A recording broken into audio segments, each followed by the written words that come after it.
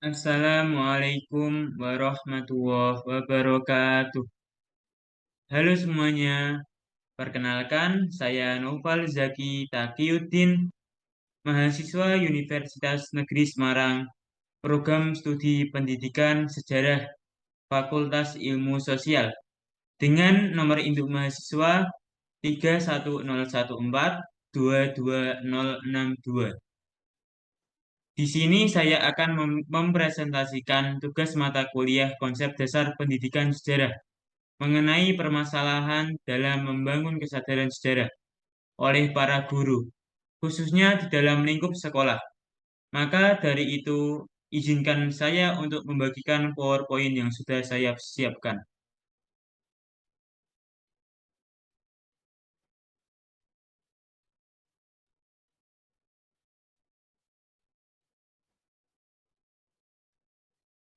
Permasalahan dalam membangun kesadaran sejarah di sekolah.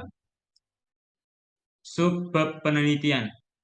Di sini saya membaginya menjadi 4 bagian, yaitu satu, narasumber penelitian, dua, pengertian kesadaran sejarah, tiga, permasalahan yang terjadi terkait membangun kesadaran sejarah, empat, solusi permasalahan tersebut. Narasumber penelitian. Kajian penelitian ini membahas tentang permasalahan yang ditemukan oleh narasumber dalam menumbuhkan kesadaran sejarah pada peserta didik. Narasumber yang dijadikan acuan adalah orang yang ahli dan profesional di bidang pendidikan sejarah. Adapun ahli yang dipilih yaitu guru Madrasah Aliyah Negeri Kendal, yaitu Ibu Hajah Mufiroh SPD dan Bapak Siswanto SPD. Berikutnya saya akan menjelaskan mengenai apa itu kesadaran sejarah. Pengertian kesadaran sejarah merupakan suatu keterampilan bagi seorang pembelajar sejarah dalam memahami masa lalu. Kesadaran sejarah merupakan suatu cara berpikir kritis tentang masa lalu yang dapat menjadi refleksi untuk kehidupan hari ini dan masa depan. Kesadaran sejarah adalah kondisi di mana seseorang melalui pengetahuan sejarah yang telah dipahaminya mampu untuk mengimplementasikan nilai-nilai dalam kehidupan sehari-hari.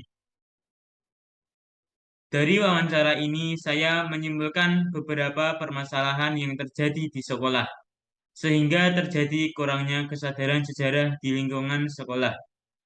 Yang pertama yaitu satu, metode pembelajaran yang salah. Arti salah di sini bukan berarti metodenya salah, tetapi lebih ke kurangnya inovasi dalam suatu pembelajaran. Seperti dalam suatu pembelajaran hanya terpaku pada sebuah buku, papan tulis, ataupun hanya menghafal suatu teori dalam materi tersebut. Sehingga siswa tidak tertarik karena pembelajaran yang terkesan membosankan. Yang kedua yaitu literasi siswa yang rendah. Apa itu literasi? Literasi adalah suatu kemampuan atau keterampilan individu dalam membaca, menulis, berbicara, menghitung, memecahkan suatu masalah sesuai tingkat keahliannya yang diperlukan dalam kehidupan sehari-hari. Berdasarkan survei yang dilakukan Program for International Student Assessment yang dirilis Organization for Economic Cooperation and Development pada 2019, Indonesia menempati peringkat ke-62 dari 70 negara, atau merupakan 10 negara terbawah yang memiliki tingkat literasi yang rendah. Serta UNESCO menyebut indeks minat baca masyarakat Indonesia hanya 0,001%. Padahal membaca adalah jendela dunia. Dengan membaca kita dapat menyelami dunia ini lebih dalam. Permasalahan yang ketiga yaitu alokasi waktu. Mata pelajaran sejarah di Indonesia tidak sepenting pelajaran-pelajaran lainnya, seperti matematika, bahasa Inggris, bahasa Indonesia, ataupun IPA, yang memiliki banyak jam pelajaran. Mata pelajaran sejarah sendiri di kurikulum Merdeka hanya memiliki 2 sampai 3 jam pelajaran setiap minggu. Belum lagi seperti pengalaman saya di aliyah dulu, yang terpotong dengan mata pelajaran agama lainnya. Bisa dilihat hanya dengan sedikit jam pembelajaran tersebut, tentu berdasarkan itu guru ataupun pendidik mata pelajaran sejarah akan sangat kesusahan dalam menyampaikan materinya karena waktu yang sangat terbatas. Permasalahan yang keempat yaitu kurang memahami makna sejarah. Di Indonesia sendiri, hampir sebagian besar penduduknya menganggap sejarah itu tidak penting, tidak berguna, karena hanya dianggap cerita masa lalu. Mereka beranggapan bahwa sejarah adalah masa lalu yang harus ditinggalkan, karena tidak memberikan manfaat apapun bagi kehidupannya. Padahal dengan sejarah kita bisa belajar kesalahan yang dilakukan oleh para pendahulu kita untuk menjadikannya sebuah pelajaran agar tidak terulang kembali di masa kini serta masa yang akan datang. Dari beberapa permasalahan yang saya sebutkan tadi, saya dapat menyimpulkan beberapa solusi dari permasalahan dan gagasan yang mungkin bisa diterapkan di sekolah. Yang pertama yaitu perubahan metode pembelajaran.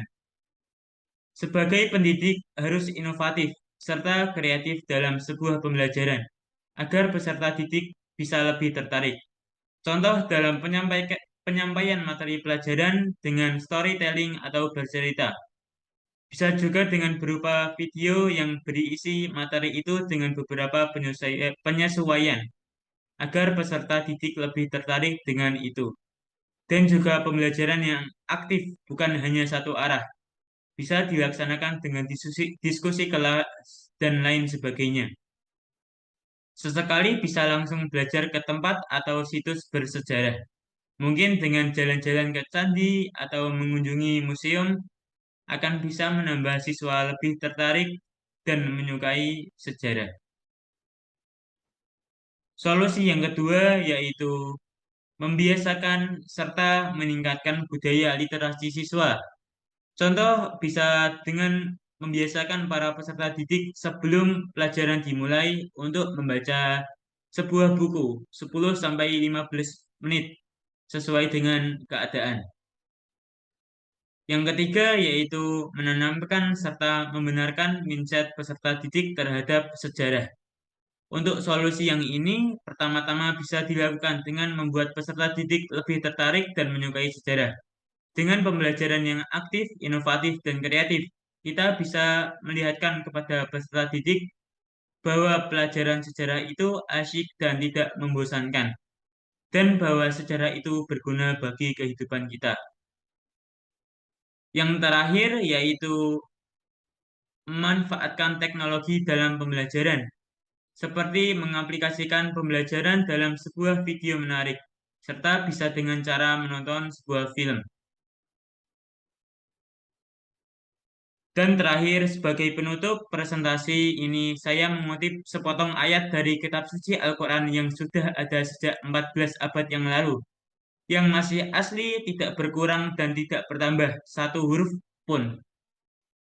Bismillahirrohmanirrohim.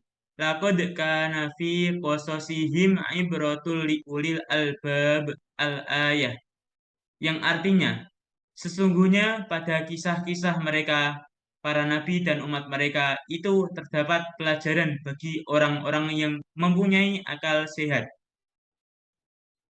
Maka dari potongan ayat tersebut sendiri terdiri salah satu fungsi sejarah, yaitu dengan mempelajari kisah masa lalu ataupun masa lampau bisa dijadikan sebagai pelajaran agar lebih baik di masa sekarang serta masa yang akan datang. Sekian presentasi yang bisa saya sampaikan, karena pasti ada kekurangan, kesalahan, baik tutur kata ataupun perbuatan. Saya mohon maaf. Terima kasih. Wallahul muwaffiq ila aqwamit thoriq. Wassalamualaikum warahmatullahi wabarakatuh.